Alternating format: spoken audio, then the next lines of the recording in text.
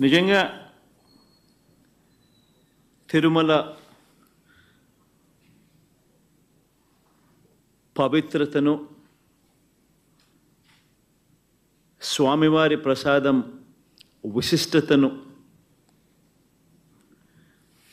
నిజంగా రాజకీయ దుర్బుద్ధితో కావాలని అబద్ధాలాడి జంతువుల కొవ్వును సైతం వాడి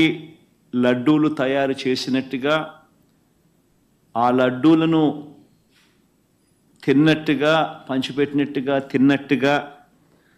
అసత్య ప్రచారంతో ఏదైతే ముఖ్యమంత్రి చంద్రబాబు నాయుడు గారు తిరుమల లడ్డును, వెంకటేశ్వర స్వామి విశిష్టతను,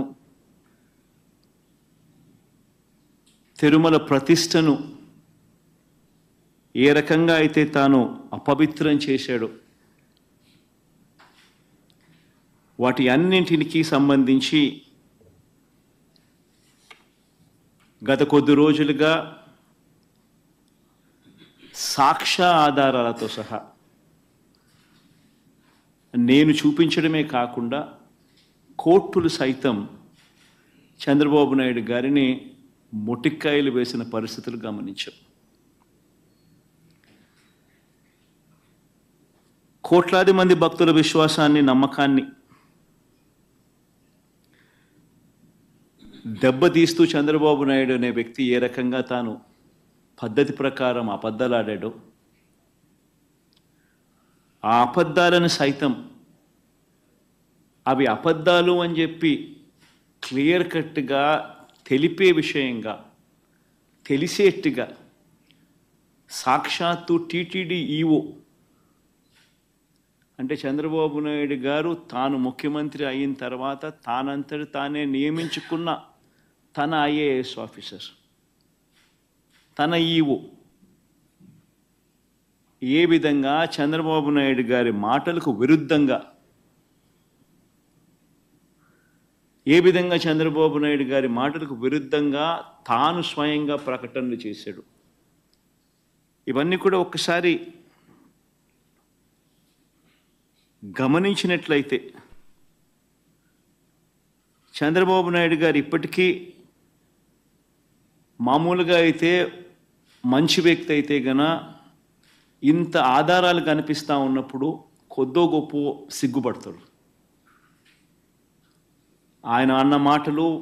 సాక్షాత్తు టీటీడీ ఈఓ చంద్రబాబు నాయుడు గారి మాటలకు వ్యతిరేకంగా తానే స్వయంగా చెప్పిన మాటలు, ఇన్ని సాక్ష్యాధారాలు కనిపించినప్పుడు మామూలుగా ఎవరైనా కూడా దేవుడి విషయంలో తప్పులు జరుగుతూ ఉన్నప్పుడు, తప్పులు చేసినప్పుడు దేవుడు అంటే భయము, భక్తి కాస్తో కూస్తో ఎవరికైనా ఉన్న వ్యక్తి ఎవరైనా కూడా ఒకవేళ ఉంటే, ఆ భయము భక్తి ఎవరిలో అయినా కూడా ఉంటే పశ్చాత్తాపం అనేది ఎక్కడో చోట రావాలి. ప్రజలకు క్షమాపణ చెప్పే కార్యక్రమం అనేది ఎక్కడో ఒకసారి జరగాలి. కానీ చంద్రబాబు నాయుడు గారి మనిషి ఎలాంటి వాడు అని అంటే పశ్చాత్తాపము ఉండదు, దేవుడంటే భయము ఉండదు, దేవుడంటే భక్తి ఉండదు. చివరికి ఏ స్థాయిలో చంద్రబాబు నాయుడు గారి అబద్ధాల ప్రచారాలు, భయము, భక్తి ఏది లేకోకుండా తాను ప్రవర్తించే తీరు ఎలా ఉందనంటే, ఈరోజు నిజంగా ఈ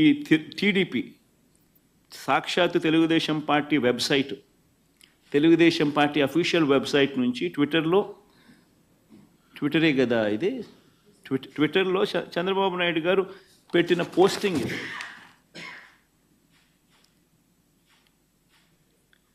అంటే పశ్చాత్తాపం అనేది ఎక్కడైనా కానీ కనీసం దేవుడి విషయంలో తప్పు చేసినప్పుడు,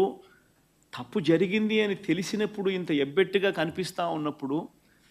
ఎక్కడో ఒక చోట దేవుడు